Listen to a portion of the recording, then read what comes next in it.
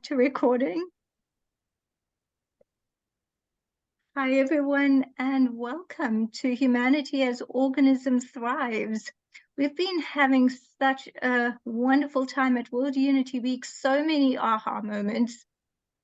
And yes, welcome to everyone. And this is Healing Circle or Healers Circles.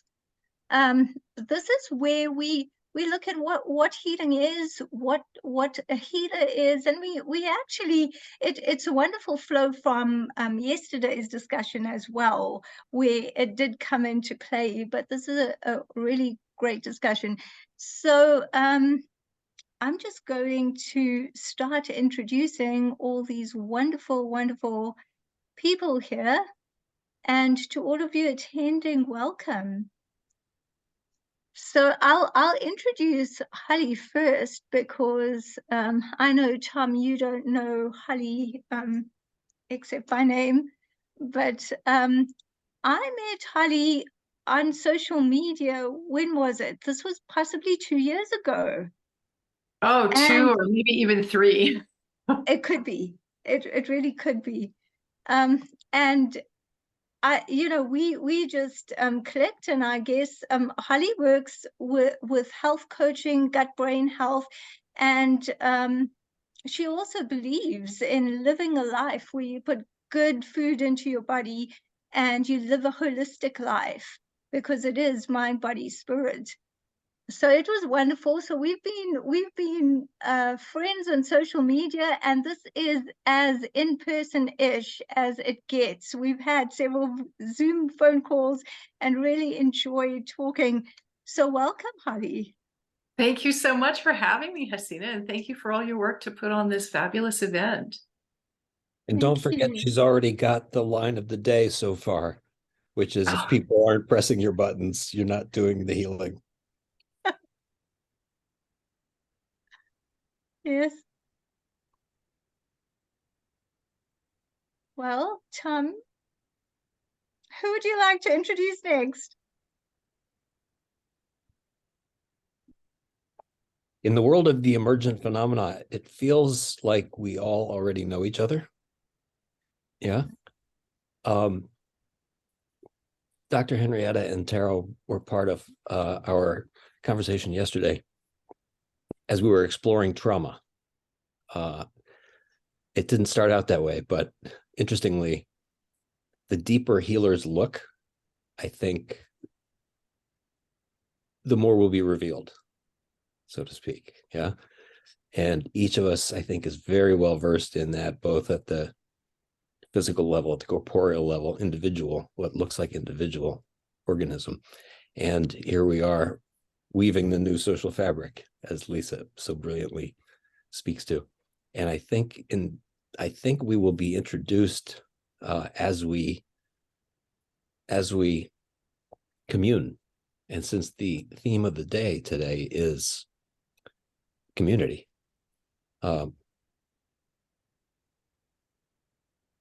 what's the overriding theme of the day? I'd say it is a lot about community. You mean the inclusion, community? Yeah, it's coming together, community and cooperation. Cooperation. Yeah. See, I must have a subliminal block against the cooperative. We can heal that during this session. I know you can. You are a wonderful healer. So, Tara, so much of what Tara talked about yesterday with harmony. As a somatic coach and unionist, that world of harmony is a beautiful gift. And it doesn't need letters, and it doesn't need a name. Yeah. And as we get free of labels here, redefining this literally new species of human being, I think who we are and what we do is about to shift dramatically. Henriette, you're muted. So Dr. Henriette Alban owns a naturopathic practice, owns and runs a naturopathic practice up in Reading, Pennsylvania, just about 100 miles northeast of me, by the way. I'm in Frederick, Maryland, on the east coast of the US. And Henriette and I have become friends over the years, speaking these languages about how to put people in a place where they speak a new language for themselves, right? And it's not about top-down expert telling the patient what to do. It really is a partnership, and it's a cooperation. It's a mutually beneficial. We also presenced yesterday the pay it forward dynamics of being a healer who is empowering others. And that's one of the themes that Henriette and I share often in our conversations.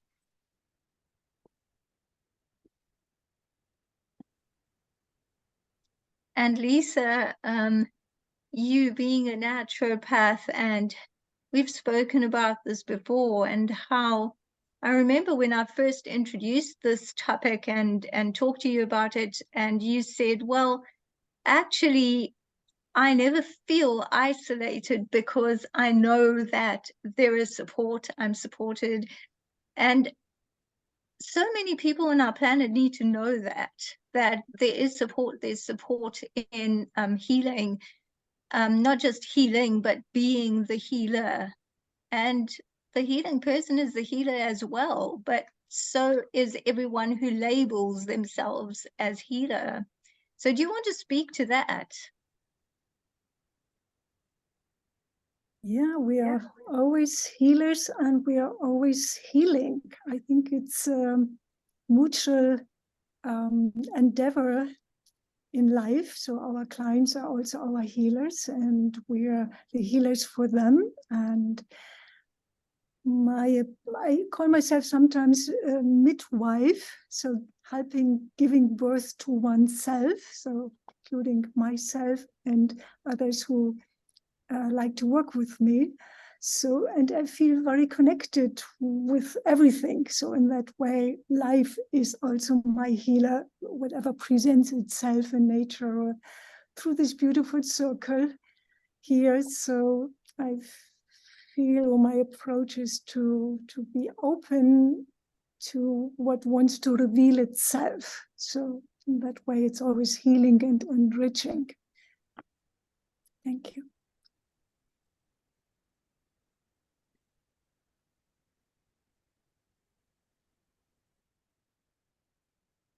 And how does, like, what calls to everyone else about that, or are there different facets that you pick out from that?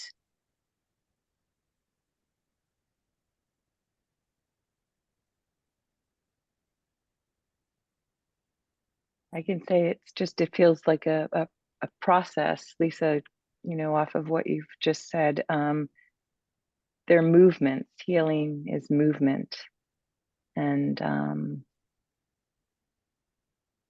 I personally don't, I haven't like named myself or identified as healer, although as you're saying it, we are the healer and the healing that is happening in and through and between us. So in that way, I very much can identify in my own personal experience how the wisdom of not just my body, but the kind of the body and the body of life has organized and guided and directed me. The spirit, we call it by many names, the Holy Spirit, the mystery and the divine intelligence of life. I feel all of those movements more specifically in and through my own soma now, having lived through some illness, and also in working with clients, first as a nurse early on in my career, and now as an integral and somatic coach. There's just more and more information that we get to take in and follow the lead on, and so I feel like this idea of wholeness, no matter what stage of healing we are in, we are always in wholeness, and we can guide and direct ourselves and each other to a greater sense of that wholeness and how we express and how we are here in and through the body.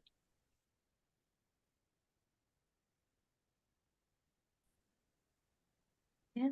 So I came the other day about a quote, and I think that might really great to share. Because as a healer, there's always a question, why, what is my motivation? What is my intention? You know, I'm close to 40 years naturopath, and this quote goes the follows: helping, fixing, and serving represents three different ways of seeing life. When you help, you see life as weak. When you fix, you see life as broken.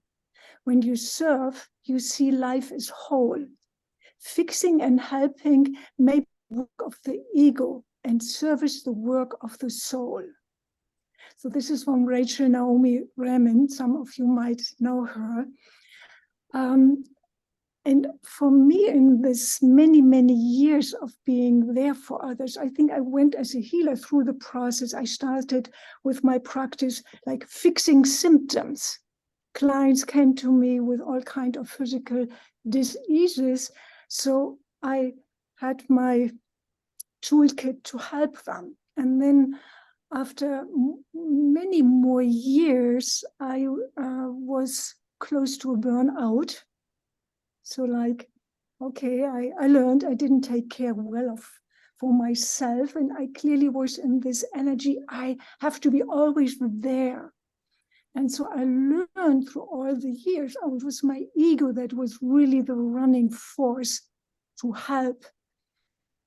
And I learned more and more, yeah, we are whole and complete, like Tara said, we are whole in our essence. So my work shifted more and more from fix the symptoms to see the body, mind, spirit, soul, entity as a whole, and more reconnecting with the soul. So I always say the soul is the body whisperer and the symptoms are the messenger. So then it becomes a journey that's so enriching, empowering for the other who needs help.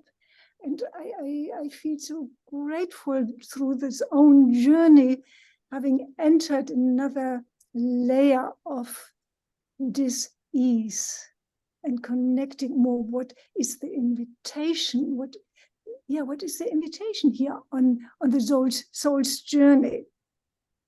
Does it make sense? It makes beautiful sense. It's a very powerful opportunity as well. I'll pose the query. Maybe we're always operating out of ego. In other words, I'm always acting from self-interest. We were talking yesterday about dismantling the demonization, if you will, the social demonization around being selfish, right? If I know I'm just Tom, my ego says, I got to do something over there. I got to fix you, right? I got to help you. Once I know and I start growing and I realize that I'm the 11 of us right here and I'm the 8 billion of us, then all of a sudden, and I'm still acting out of ego, but that service, acting to the thing, as you said, Lisa, that looks like the pathology, right? That's still serving self. I think it's a great opportunity to realize I'm not losing anything. I win when I quote help you, when I serve you.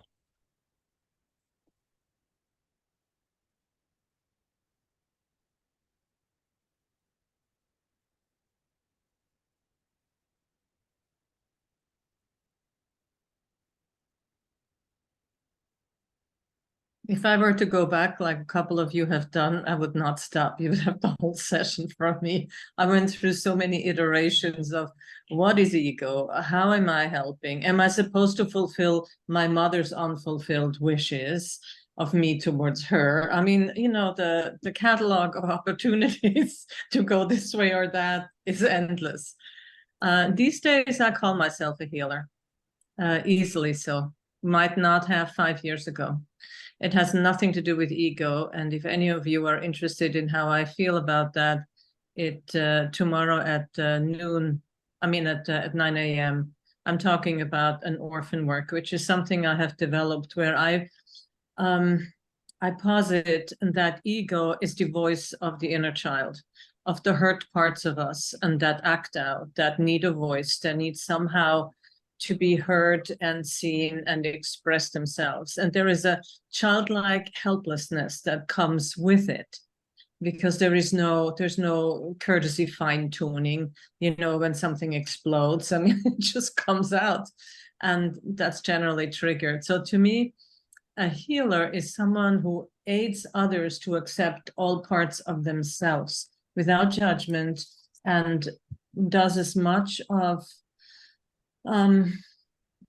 letting them see how marvelous, unique, precious, and wonderful they are from a heart space, where we hold the space of their own evolution in ways that many of us can't do for ourselves. And I mean, some of us go to other healers because we can't see it either, so like we take advantage of the people we know.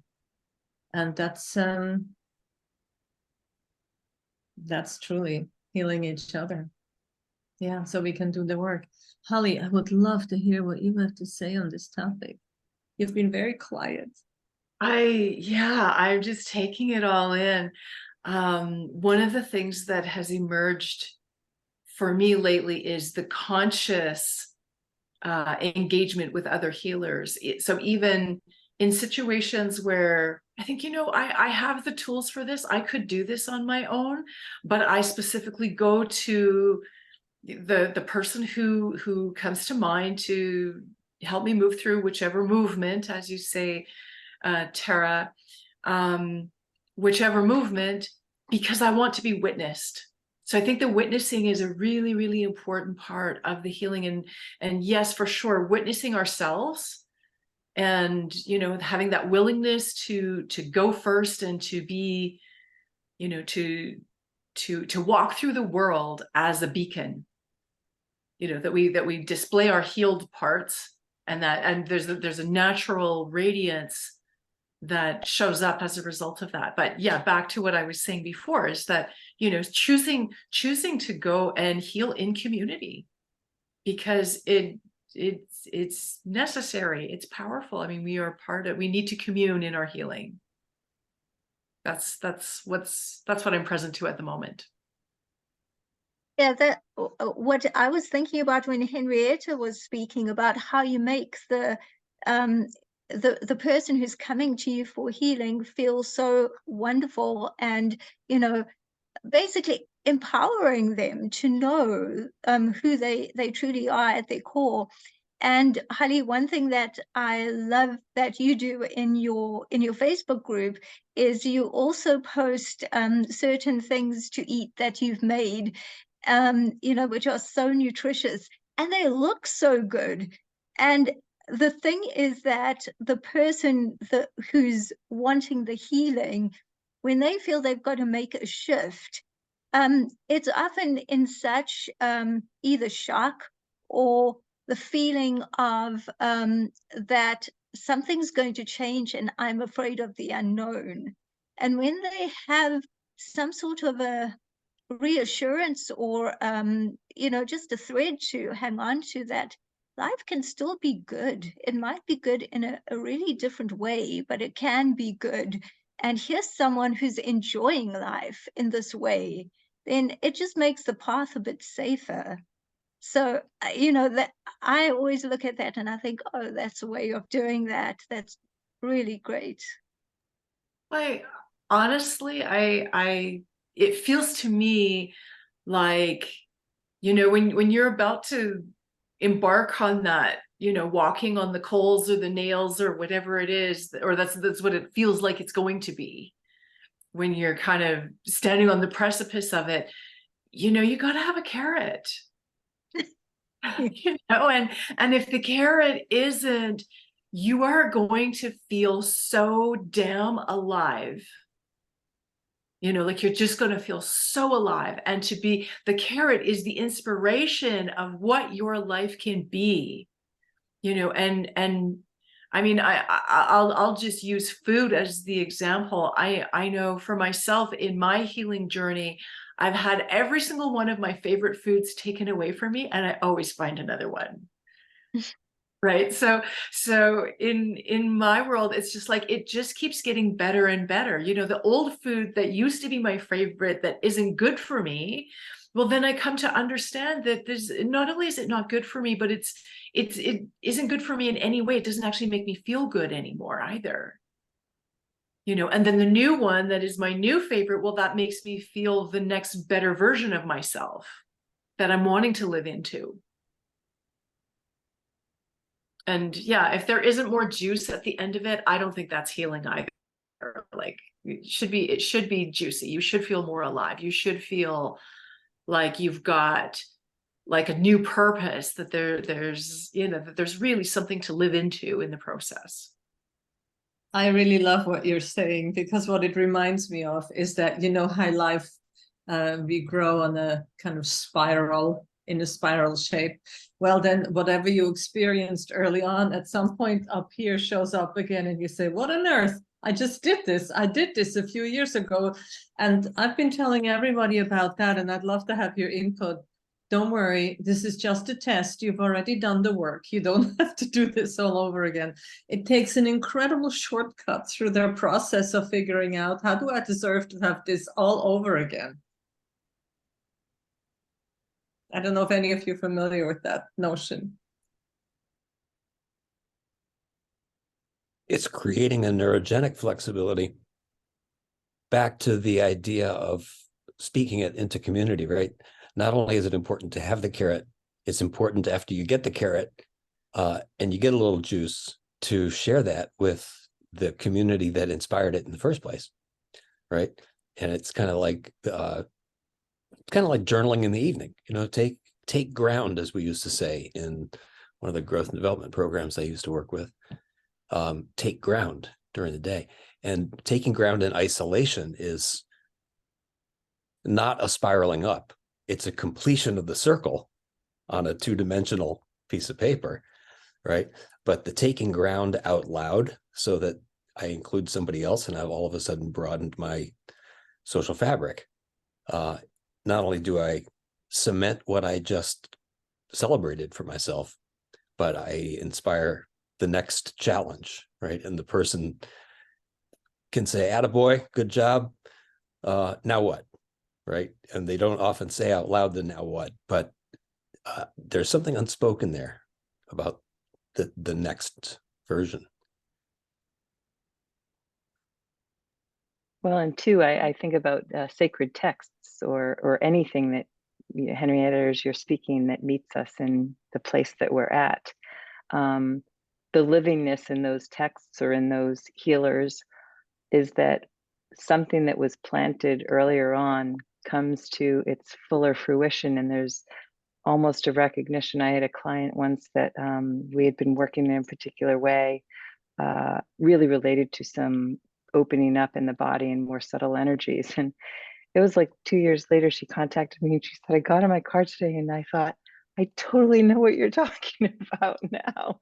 And, you know, it wasn't like there weren't things happening, but there was a fuller recognition of something. And so the life of the seeds that are planted continue to bear fruit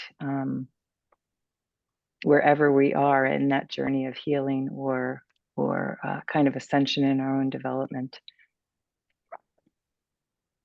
Tara, could you take that one step deeper with the idea of coping? Because I had a thought yesterday afternoon, and as we're transforming the meaning of these words, right? Just like challenge, not a bad word anymore. Coping at an individual level, seclusion, separation, since we're stepping into community today, and cooperation. How would you help people talk about, maybe call it regenerative coping or proactive coping or something? Yeah, it's well, and tell me if I'm answering as you're asking. What I think about is that, you know, when I think about the seasons, that the seasons are really meant to give rise to the cycle of life. And so when we're talking about coping or regenerative coping, we need those periods of coming into our own dormancy, if you will, or our own, even the periods where we feel isolated. But to Holly's point, though, the degree to which we are able to maintain relational connection, I think, has a lot to do with whether we will be able to feel the fullness, to be able to feel that those periods of time that feel like they're at odds with how we know ourselves or have been, whether those are providing something more to our sense of growth and expansion ultimately, or the truer expression of our souls. So there's something about honoring, even as Holly, you mentioned the foods that, you know, this one's withdrawn and this one, I find a new one. I actually feel like those have been such gifts to me, because those things that I would not have chosen myself, like, saved me in some way from myself, from, you know, the part of me that would have given in too much to the pleasure of something, but it wouldn't necessarily have been serving the greater whole of my body and being for what it was preparing itself for down the road. So there's something about, if I'm answering your question, something about that, seeing that any of these times that feel like there's such a contrast to how we've known ourselves are contributing to the greater fullness of what is wanting to and will express itself next. But I will say that in my own life, I've come to know truly how important it is to not become, even if we become somewhat more internal, that there is a level at which contact and relationship is really still important to honor, so that we don't become lost in whatever feels like it's taking us to maybe a deeper place. Beautiful. I asked Yeah, a that- question in Haseena's Akashic Records reading this morning. I asked a question of the records based on solstice, and the language, the words that came out of my mouth were misapplied, and I started talking about balance. And it was almost as I was speaking it, and I was describing equinox dynamics. I was describing how do we hang in that one moment where there is no contrast. There is half and half. And her answer was brilliant. And then I was moved to shift my language a little bit. And your answer actually is appropriate for today as solstice, where this is the extreme. The energies of the day are the extreme, and gracefully riding the roller coaster is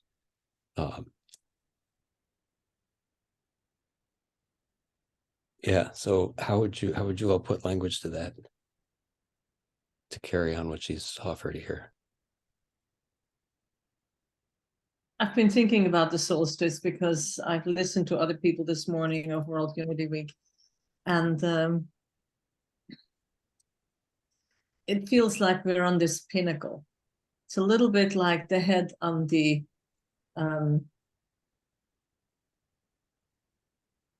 what's the pivotal? I just forgot. Is it the where the head pivots on, Mr. Neurologist? The axis, Atlas and axis. That's at the Atlas. Okay, so that there is a wobble, right? And we can, and it's not about controlling the wobble, but it's about being the wobble.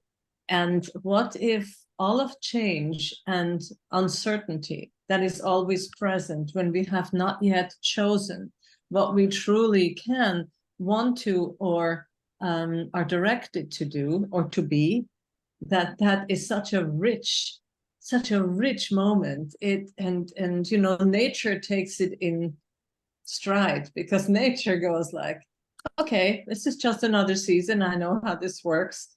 Meanwhile, there's these whisperings, especially in how there's so many more people alive and aware. There are these whisperings that something's coming, something is happening, something is waking up.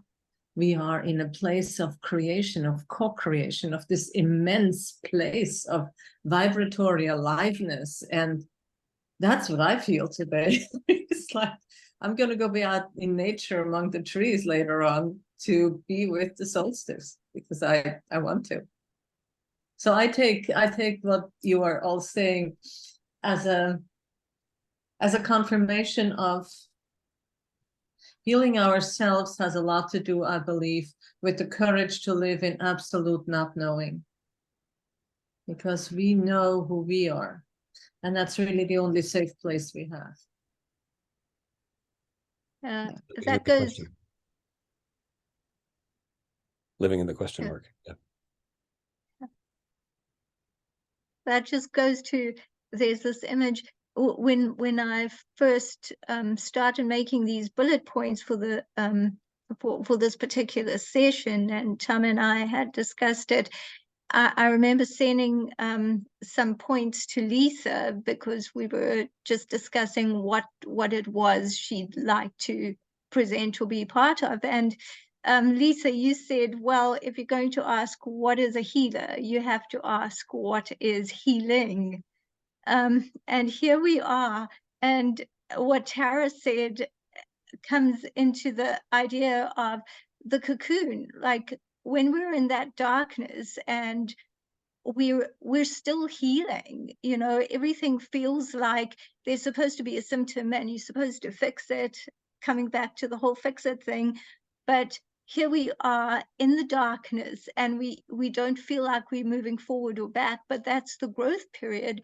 And in that growth, there's the building of resources and being deeply with a new way of being before we allow it to come to the surface and allow ourselves to move in that way of being. So Lisa, I'd love to hear with this, when you said what is healing, did you relate it to that, or was it from a different point? Right now, I would say it's a lifelong process. It's a journey. There's not an end point. The end point is in the here and now.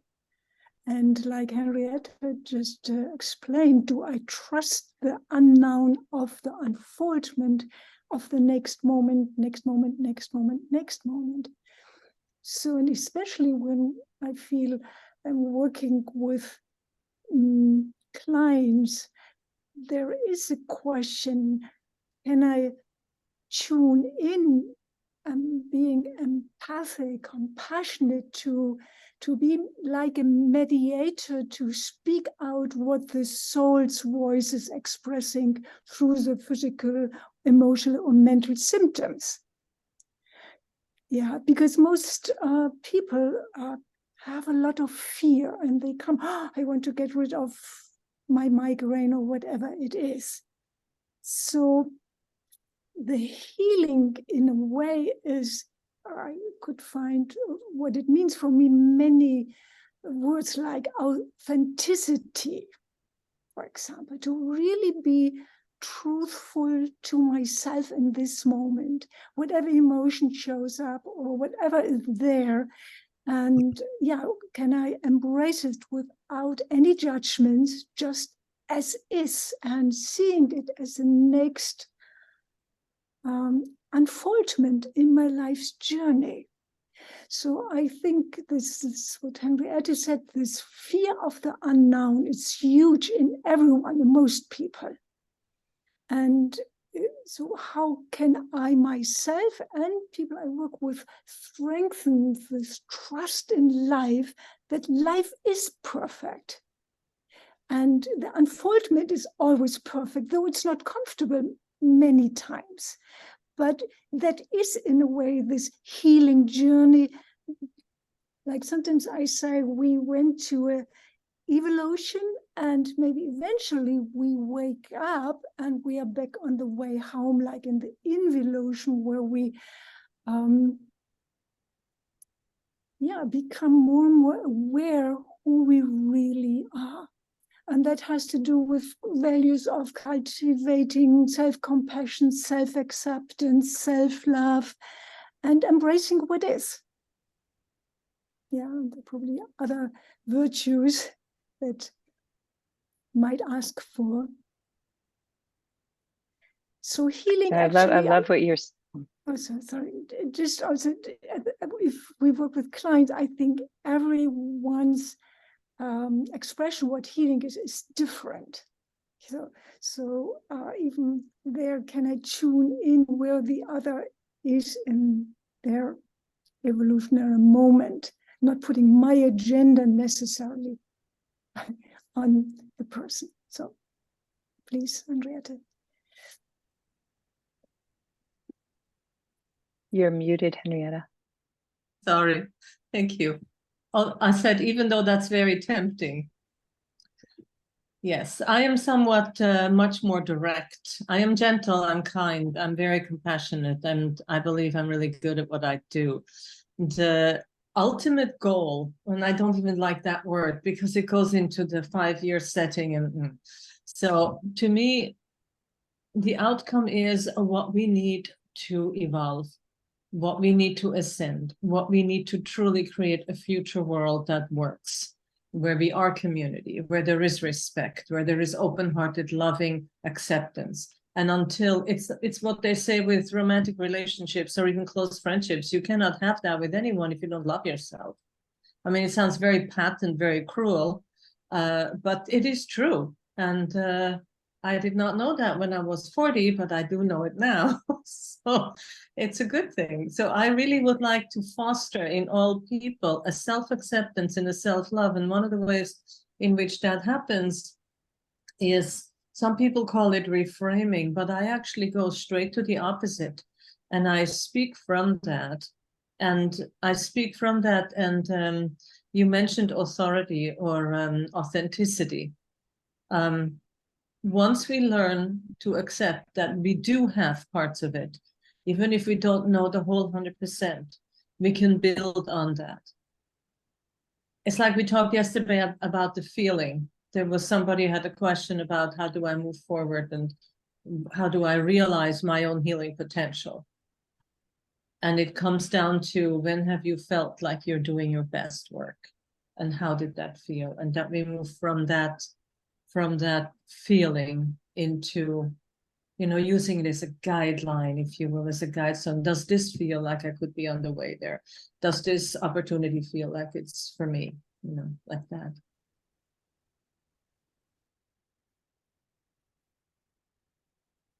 I learned so much when I was a nurse in pediatric oncology.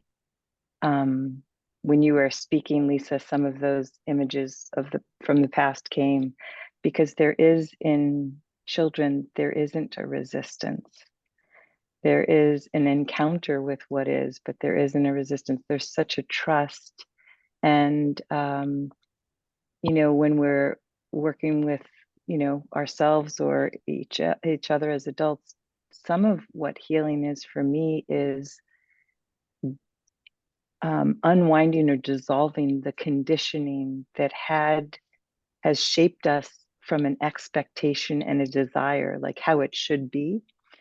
And so this is where, always we can learn from the children. There's just such a freedom to the givenness of life to itself. There's a giving back into life from who and how they are. And so there is a lot that I draw from those early lessons that they taught me, although I was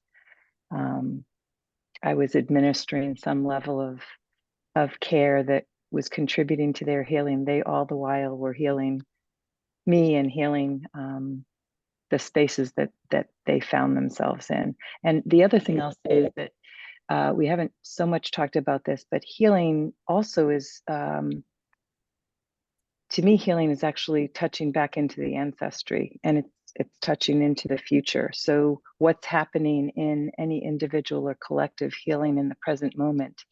There's a line in A Course in Miracles, and I'm not sure, it's healing the past in the present to release the future. It goes something like that. But when I'm aware that my healing is not just mine, it's touching into something that goes far into the lineage and the ancestry that all of us are the current expression of, and it's also preparing the way for what is emerging. That feels really powerful, and it feels like it's not a burden of trying to get rid of something, but it's an encounter that I want to know more deeply. And I think if there's anything I would hope to maybe open up as a possibility for others, it would be that.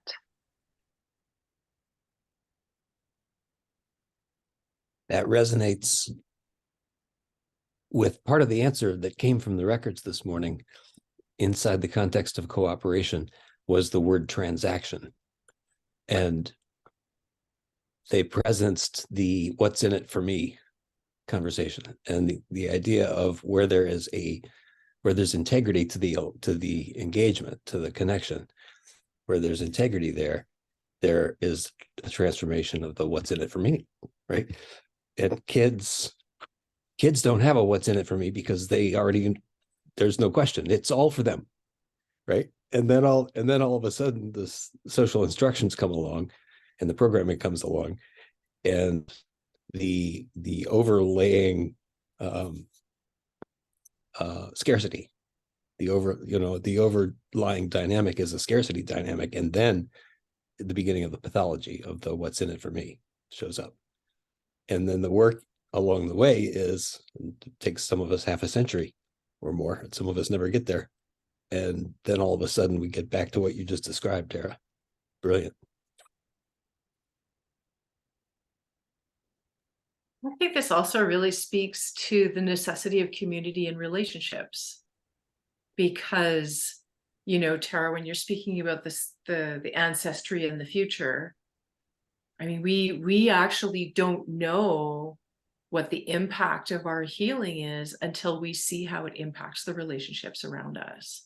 And I'm sure every single person on this call has had an experience of healing where there was I mean, I can say for myself, there have been times when there's no agenda, there's no what's in it for me, and then suddenly someone from my lineage comes in and presents a piece that I didn't think they would get in this life. And all of a sudden they got it, where they take responsibility, or where they have an aha, where they share it. So this is why we need community too, right? So that we can, because in a lot of ways it's a reflection of, well, how am I doing? Because if I'm not impacting the people around me, I'm actually not healing either, am I? Right. Yeah, that's where it comes to. You can change your past, because when you're changing who you are, or it can just be a perspective, and that's where it stops. But then it can be a journey where it is evolution and ongoing. And when you're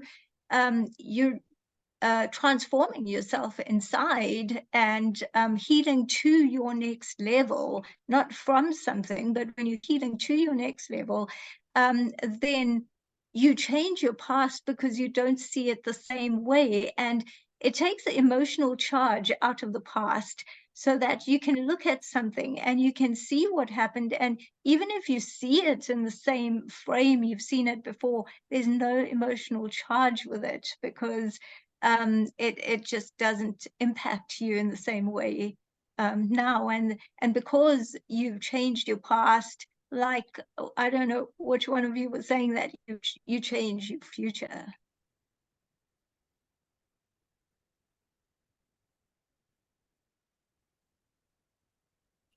I completely agree with you, Haseena. I mean, when you look at any kind of a societal or family construct, we all have our tent pole that we're using to uphold, the collective beliefs.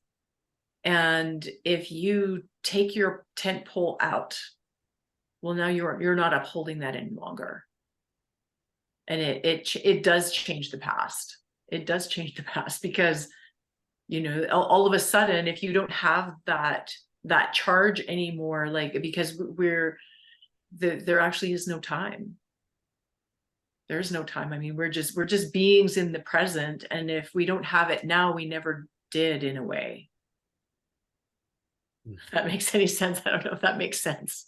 But with there being, like, if you look at it from our perspective as timeless beings, whatever we are now has always been and always will be. Whatever we are now in the next now never was, or it always was.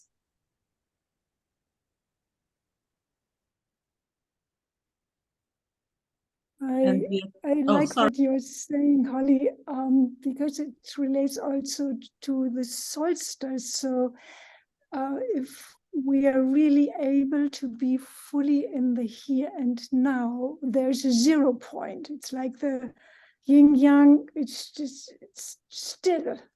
So there is complete healing, from my understanding, is when there is no charged energy anymore. Like we have integrated the past in the now, and then that in itself creates the future. But there's no agenda in a way, even for the future, because life reveals itself. So I feel as the healer, that is a great approach to see what are the charged energies that manifest in life, emotionally, mentally, or physically. So when this charge is gone, I think that is exactly what recreates itself in a family constellation or even in a society constellation. Like even every country has its dis-ease, and like every part, every human being is contributing to that, and every healing that is happening through an individual is also contributing to the healing in a bigger way. So, thank you.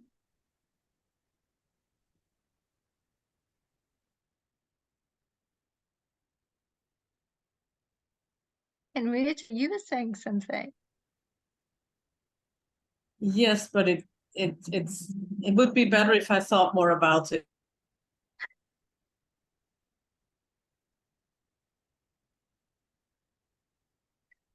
Well, I think, it's a good time to maybe bring everyone in. We have a few people with us, and it's one of the things we wanted to do here is create community, create conversation, and we all get to do that together. So if anyone else has a question, comment, anyone here in the audience, please feel free to either raise your hand or just unmute yourself, because we're a small community and it's wonderful. So go ahead.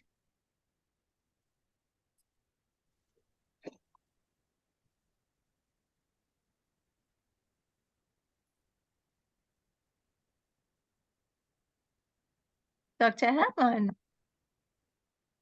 Hello, Haseena. Hi. Hello, Shamima, and hello, Rashida. And hello, everybody else who are meeting this evening for the first time. Thank you very much for arranging this, Haseena and Tom, and for letting me participate. I must say, I am touched deeply by a common thread that I've heard from everybody who's been speaking. And the common thread that I've heard is humility, honesty, and assertiveness. And in various ways, that has impressed me by each speaker. I feel completely unqualified to talk in a healer's circle. I am a medical practitioner. I spent 10 years practicing as a general medical practitioner, and then later on qualified as a neurosurgeon. I spent 16 years practicing as an operating neurosurgeon. I was never called a healer, and I never thought of myself as a healer, and I never learned the language of a healer. However, there is something that I always was aware of,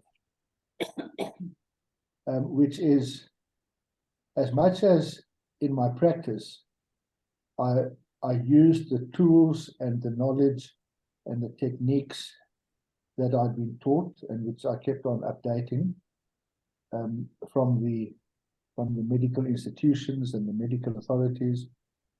As much as I kept on using that and applying them to the best of my ability, I was always aware that patients got better through something that I had no part in. There were things that I didn't do, I didn't understand, but those things made patients better. And I guess in that sense, by the grace of God, just by being there, I was a healer. So it really is a privilege to be in the presence of people who identify as healers and talk about how to do it. So thank you very much. Dr. Herman, I'm really moved by what you're saying, because being a GP is one of the rare breeds of doctors who go generational and who know the family. And among the holistic practitioners in my field, and I suppose, Lisa, you will know that also, is that allowing to heal without interference is just as important as giving direction on how they could get better. In America, being a healer is written into the medical code, which is the biggest, fill in whatever you want to say there, but it's a lie. And we know that now. But people like you, Dr. Edling, you practice that. And that is authentic healing. Yeah, thank you. Yeah, I too was touched by your sharing, Dr. Herman. I think on a couple levels. One is because, well, right before you spoke, I had this energy of like, where is their disappointment? So I don't know if there's any thread of like a disappointment in something in an assessment, but anyway, it doesn't matter that it's where it is. I just am naming it because it came into the space. But there's something that's, you said humility, there's something so humble about your sharing that in all that you have provided in the service of healing, there's a humility even in your own self-assessment, because there's, as much as there is, I don't know, I'm very struck by your own humility and by the level at which you have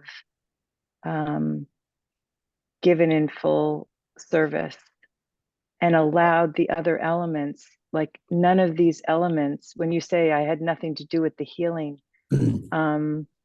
that feels like it's spoken maybe from the complete humility that isn't even fully seeing yourself, because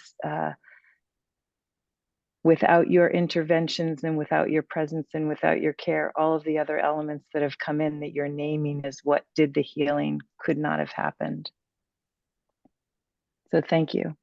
Thank you, Tara. I'd also love to pick up on something that I think does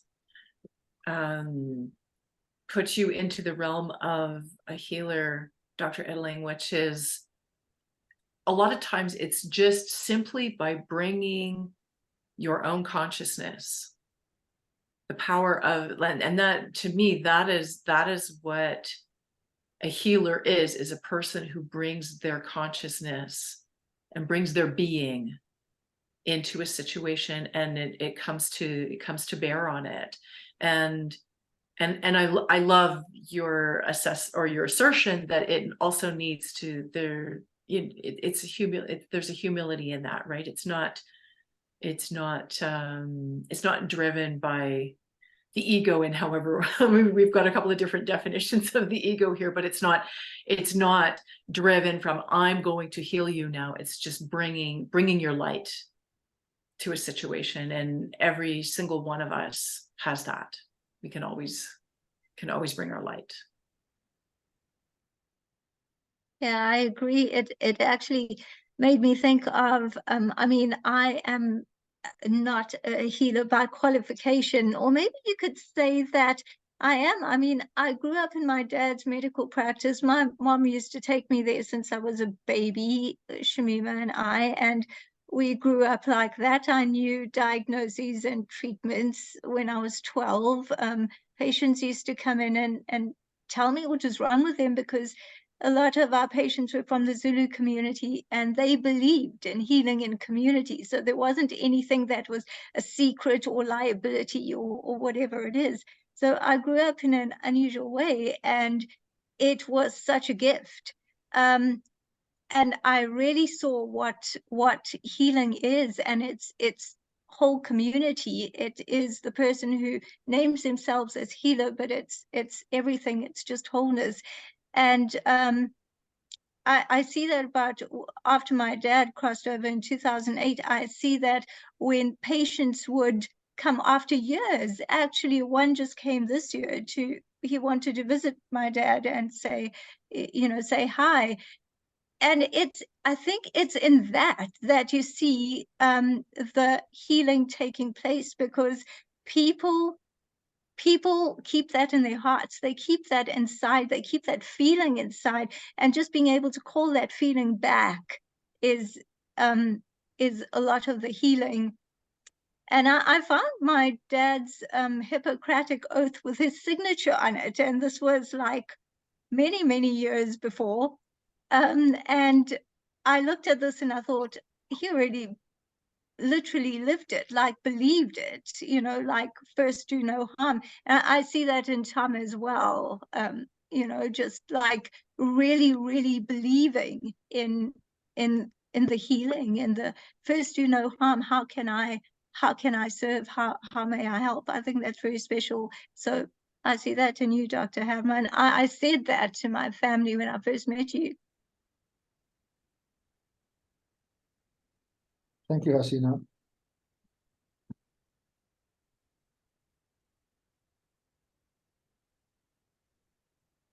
Does anyone else have any questions, any comments, anything else? I certainly have some comments, but I think Lisa's biting her tongue. I'm waiting for her to bust out of the stall. No? Maybe I'll toss after.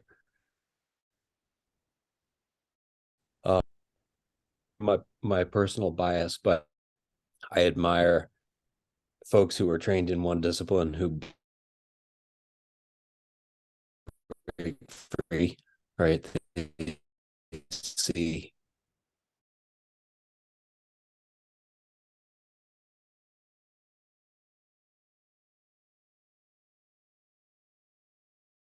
step away. By the way, leaving out the most important part, and again, from my personal bias, but as a neurosurgeon, most people would say, he's doing some good. I want everybody to know that part of the healing, since much of the thread of this conversation is that well-being comes from self-expression, authenticity, self-expression, and being heard in a receptive listening, right? And Dr. Herman very courageously a few years ago, when it became apparent that people were being suggested to not speak, put together a group called SAVIMS, the South African Vaccine Injury Medical Legal Society. And he didn't even mention that he's a lawyer. I think you can see by his books back there. He's got, in addition to his medical texts, and he's got the South African legal codes and whatnot. But helping people speak. And I just want to acknowledge you for that, Dr. Herman, because that's a healer. Yes, you know how to, get in there with a knife and suction and put people's brains back in the place where they're supposed to be and take care of that. That's one kind of healing. But I think that history will look back on this moment where groups like this, collective conscious communities like this, helped shepherd people into a place of speaking the truth about whatever they need to speak, right? And you're helping people talk about their vaccine injuries and helping people be authentic in conversation with their healthcare practitioners. And I think this whole community does that inside our particular silos, inside our particular skill sets.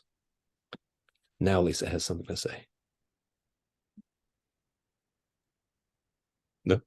I feel just deep gratitude, and I want to thank everyone to be together and share the truth, and deep respect, Dr. Herman, and I feel just thank you. And going back to the healing, why we came together to this hour, I heard many times that clients were saying, oh, if such and such wouldn't have happened, I wouldn't have done such and such. So sometimes, what happens in life circumstances or a disease is a corrective where we can identify sometimes much later, it was actually a blessing in it. That's another layer to see and understand life, and that sometimes those stolper stones show up. And like somebody said, you can't change that, but our attitude towards that I decide. So the sense, the German poet Hermann Hesse comes to my mind. He says, unhappiness becomes happiness if you accept it. And I think that is also part of the healing process. The starting point is first, it is as it is. And then let's look together, what does it need here?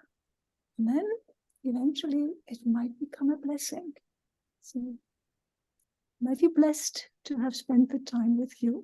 Thank you. What an elegant expression. Thank you, Lisa. What this brings to mind is what Dr. Herman stimulated, primum non nocere, right? So first do no harm. I wonder if you should and could apply this to ourselves.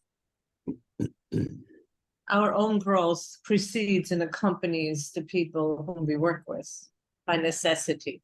It cannot have one without the other, because we never leave ourselves out. We can, it would not be authentic, and yet we are not authorities. So I'm with you, Dr. Herman. Tears are coming to me too in this context, where I'm thinking that I fully agree with what you said now, and thank you, Lisa, for what you said. Henriette, this touches on something you said earlier, that you have to love yourself. Yes, exactly. And you have to be kind to yourself in Yeah. order to be kind to others. I fully agree with that. I resonate exactly with what you're expressing. So thank you. So first do no harm, right? Can we all take that with us? Yes. First do no Not as a harm. command, but as a favor to ourselves. Yeah. And that includes the past and past mistakes, by the way.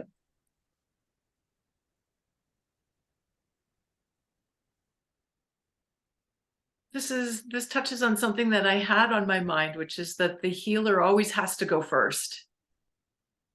We have to subject our own consciousness to the processes that we ascribe to, and in even deeper ways than we imagine. And so for myself, as a person who assists people in healing their gut, and I've come to understand the totality of what that means outside of which foods do you eat, which foods do you not eat, but it really does touch on being kind to yourself. Well, the degree to which I'm kind to myself is the degree to which I can assist other people in being kind to themselves, because it's like you keep saying, Dr. Tom, there's only one mind. And so if this mind is being unkind, this mind can't teach anyone not to be unkind.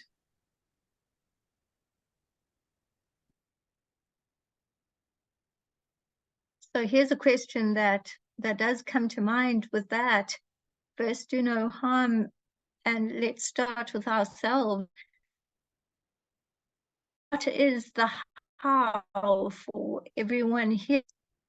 Because I think that's what healers, need techniques as well. And sometimes it's so easy to see when it comes to the people one is helping, but what is the how for first to do no harm, and for really just putting oneself in the space of taking care of oneself. So what is that for each of you?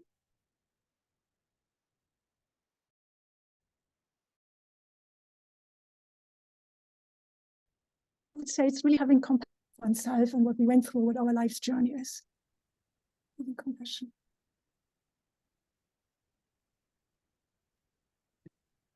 For me, I would say attunement. So to continue to refine the capacities, the subtle capacities of attuning the inner and the outer, the upper and the lower.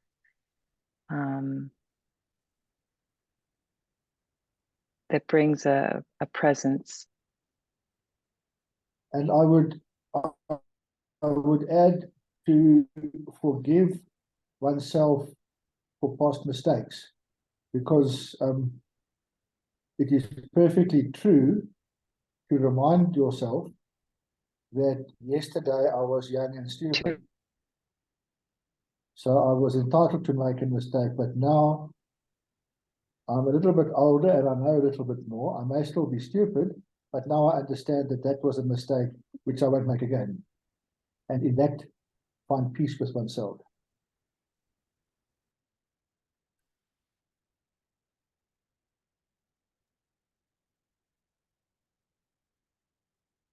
I'm going to go out on the limb here.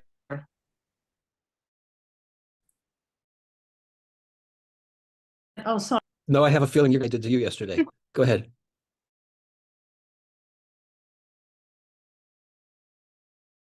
Here.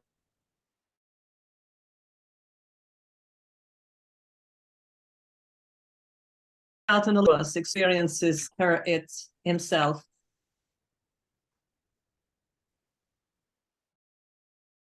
Are there what has happened or what is happening, and our acceptance or rejection when we were little, will that actually call forth, even as a benefit, the deficit that we perceive? When we perceive, we have to forgive.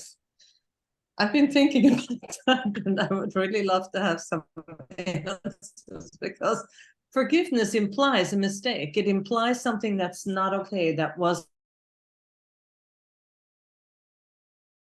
I mean, with regard to my son, where I was that. Couldn't have, because I did the best I could. That was my intention. You know, does it then come down to volition? Are you on purpose? But even that is prompted by an earlier urge of, I'm not enough. So maybe we have to have more conversations on things like that. I'd like to engage on you with that, because I agree with what you say, and yet I was the one that introduced the concept of forgiveness for past mistakes. Now, to me, it goes about what one means by a mistake. So what I sensed in what you were saying is a mistake is something I deliberately decided to do badly or to do wrong or to cause harm. Whereas you were trying to do your best, you had the best intentions, but it didn't have the outcome that you desired, or it had a different outcome than you would have wanted. So to me, and I think this makes living with myself a lot easier, I see mistakes just like trying to shoot an arrow at a target. If you hit the bullseye, you've got it. If it misses the bullseye, it's a mistake. What you intended, even if you tried your best. It doesn't mean you were bad. It just means you were imperfect. And seeing none of us should expect ourselves to be perfect in anything, it's okay to have been imperfect to varying degrees in things in the past. So to me, a mistake is something that I would have liked to have a different outcome. What can I learn from that And what can I do today and tomorrow to get a better outcome in that situation? And therefore, so in a sense, it's not even necessary for forgiveness because there was no ill intent. But I used the word forgiveness. But what I'm really getting at is acceptance. That this is what is, and that which I did is what I did. I accept that. Now I'm here. What am I going to do now? And to me, the big thing is acceptance of self and peace.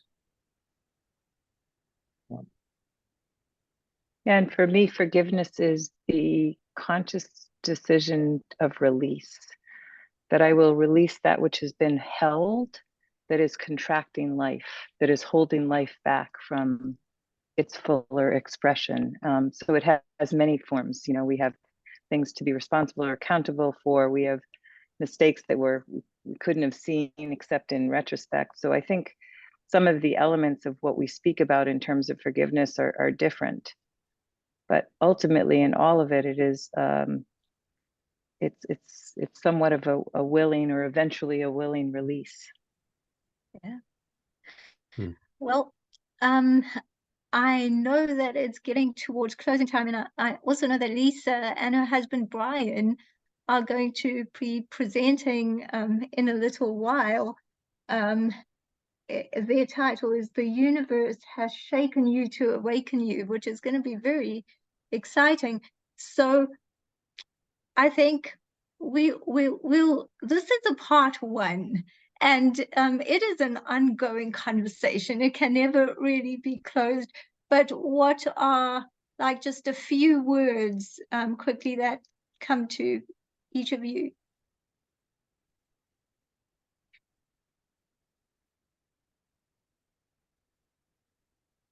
I am moved and very satisfied, and I thank you both for creating this space and this convergence room, and all of you who participated, and Shamima, who keeps things straight behind the lines, and all those who have chosen to listen.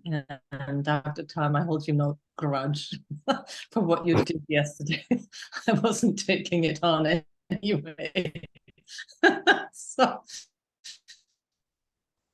anyway, blessings to all. I actually have the 2 o'clock, so I'm going to check out. Lovely to see you all. Tara, till next time. Holly, Lisa, thank you. Thank you all. Bye, Haseena. So, Bye. Bye, bye. Lisa. Dr. Much Edlin, love. an honor. How about Henriette? Lovely Great. meeting you. And remaining people, Holly, Tara, any last words? I believe for myself, the best word is gratitude. I feel so grateful to be part of this convergence, and I mean, I just find that when I'm in a group of people like this, we'll just say people like this, it is always an upgrade. Mhm. And I'm in deep appreciation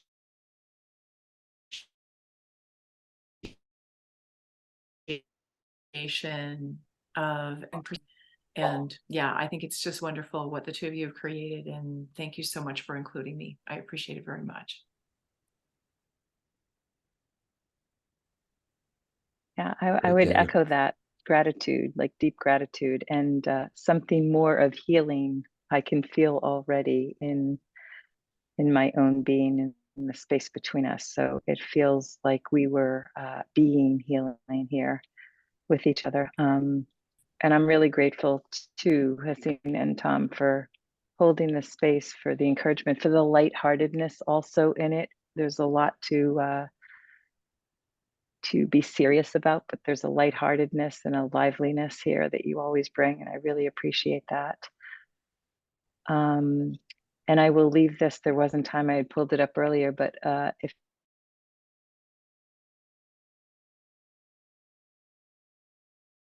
anyone is into arrival of illness, it's if there was time, I would have read the poem, but it's a beautiful poem.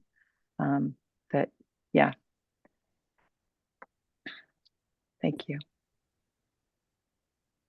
not to put the cart before the horse and spoil the poem for people, but would you like to mention why you love it so much? Sure. It came to me in the midst of an illness that was of my own, that was, I wasn't in a lot of answer, but I was in the depth of inquiry of how to move through this. And someone who I would call a healer, who I don't even know where she is now. I happened to have met her on a retreat that I was on, and in conversation, she ended up gifting me this poem. And I will tell you, for years, it has continued to bless so many things in my life. And John O'Donohue, I've come to, I love his poetry, and he's deceased now, but just a wise and very loving, wholehearted person. So the poem, yeah, it continues to be something of a healing for me. Beautiful. I'm gonna look it up.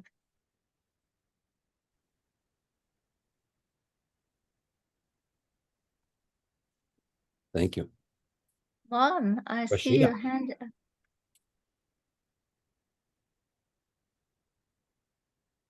You're still muted. Oh. Do I still have time to talk? Yes. Okay. For me, and Shamima, may I share our journey? Shamima? Yes. Yes. Okay. One more than Shamima was very, very ill. There was a point about 20 years ago when she was catabolic from her illness. She had chemotherapy, she had cortisone, she had all kinds of things. It terrified me as her mother. She used to have seizures, and she used to have, as a result of the chemo and the cortisone, she had spontaneous wounds and spontaneous bleeding from her skin. It was a terrifying time for me. And then we eventually found treatment in America, and there was a doctor who gave us hope. And for me, that hope was everything. I held onto it. And one day, my older sister and I were talking, and she said to me, accept what is. And at that time,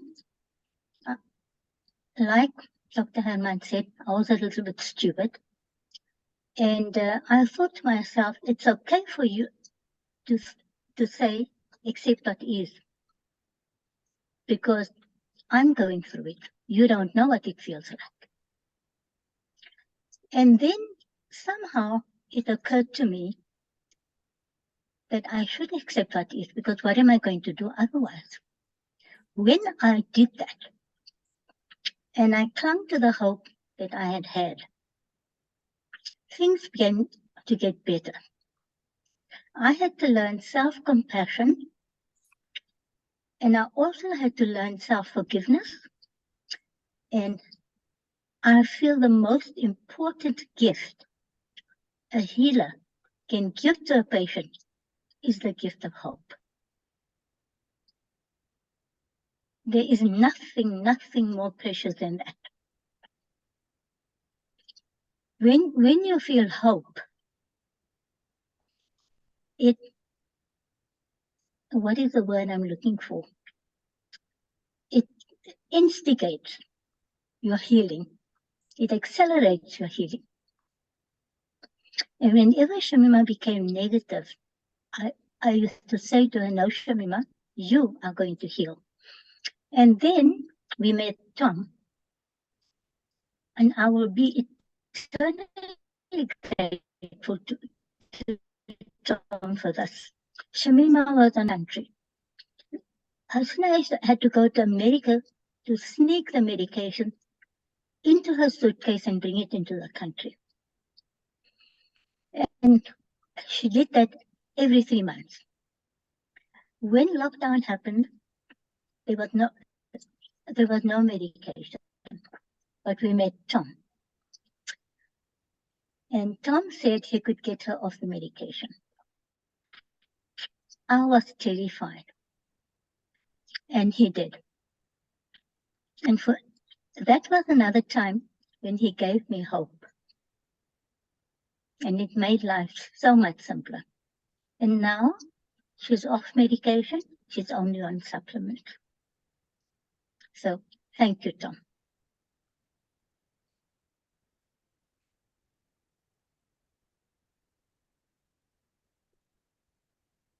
Thank you, and thank you for sharing the story and representing that dynamic that we spoke to earlier, which is courage is not the absence of challenge, etc. Yeah, it's not the absence of a minefield, it's action. The presence of a minefield and action. I think that's one of the speakers on that plenary session just now was saying something like, don't hoard yourself, don't play small, right? This is the time to speak. And in the world of these regenerative self-expression dynamics that all of you spoke to so brilliantly, thank you. Thank you. Go forth. Yeah. Go forth First. loud. Go first. Yes. I have to leave. I have another appointment. It's so Thank nice to be you. here with all of you. And I will see you Thanks so much, again Jen. soon. Okay. Thank you. Thank you. Yes, you Thanks. will. Thank you. I will be honored. Bye.